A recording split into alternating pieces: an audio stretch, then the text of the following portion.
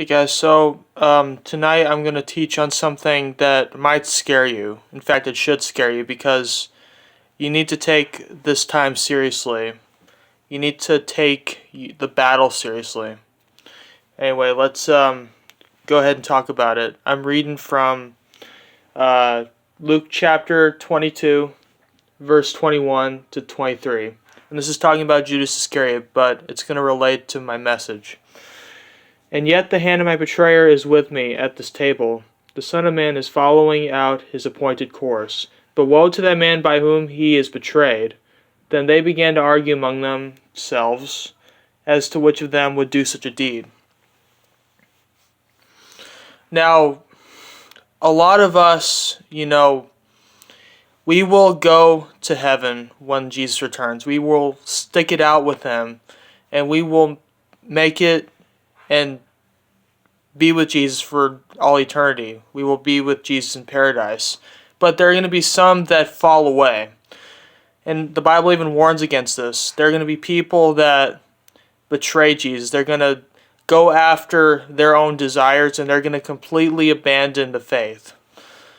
And we need to guard our hearts against that. We need to make sure that we don't get off of the path that we're supposed to be on. We're supposed to be on the narrow path to heaven. The narrow path is the hardest path to stay on. It's hard to keep going the narrow path, especially when you're in hard times like these. It's very tempting to go to the wide path. I know. And that's why many people, they abandon the faith. And that's why a lot of people don't want to get on the narrow path, because it's hard and it's full of suffering, it's full of woes. But if you abandon the narrow path and completely walk away from your walk with Jesus, you're in trouble, because you're headed towards hell. You're headed towards destruction. There is a day that is coming when you will either be on Jesus' left or his right. You want to be on Jesus' right, because that is the hand which he'll say, "Well done, enter into your rest."